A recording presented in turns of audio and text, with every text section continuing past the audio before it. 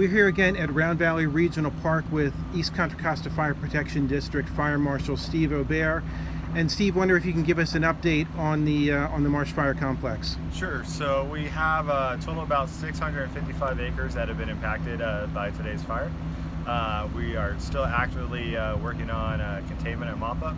At this point in time, we have stopped the spread of the fire. So it's a matter of getting in and eliminating all those hot spots in the middle of the fire area. Okay. So, earlier you mentioned that there were three main branches of the fire.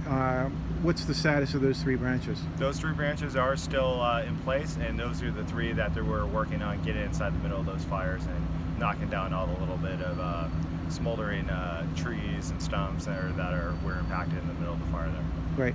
What was the final count on the number of crews that you had out here? Do you know that number? So we're approximately up to about 300 to 400 firefighters on this fire, and so far we just got one report of one minor injury to a firefighter out there on fighting the fire. Okay. I'm going to guess that there were no more evacuations.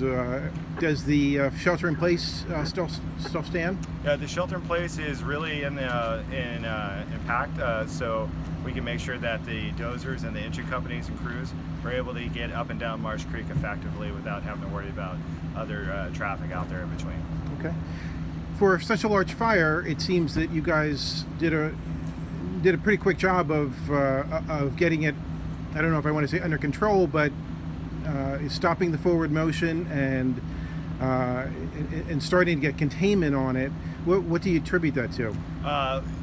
The more you can throw out a fire, the sooner you can. It helps out tremendously. On top of that, with the little bit of wind that, we had virtually no wind out there to push this fire around. So it was just really all a matter of the light grassy fuels that was being impacted out there in the terrain. Right. Earlier today, we were expecting highs in the 80s. It's already over 90. What kind of impact does that have on the guys out on the line?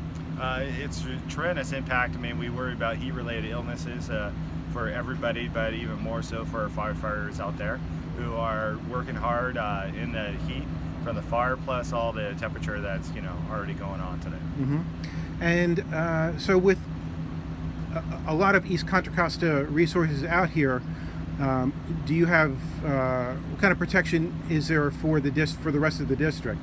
It's a combination of when we do some type of mutual aid request like this, we are working in conjunction with Contra Costa County Fire Protection District and CAL FIRE. So we do have crews that have moved up from Contra Costa County and actually covering the district while we're out here committed to this fire. Great. And how much longer do you think that operations will be active? We're thinking that we should probably have 100% containment sometime later in tonight, or even into tomorrow. And if you could explain the difference between containment and an extinguished fire. So again, we look at a matter of stopping the forward progress. That's a containment aspect of it, and then fully extinguishes all the hot spots. Everything else is completely been taken care of. Mm-hmm. So there's no embers. There's nothing that can be cast off and start new fires out there. Okay. I know it's still early. Has there been any progress on the investigation about the cause of this, or is that still very early? We do have CAL FIRE investigators out there, and they're currently working on trying to identify exactly what the cause was. Great. Thanks very much for your time this afternoon, Chief. You're welcome.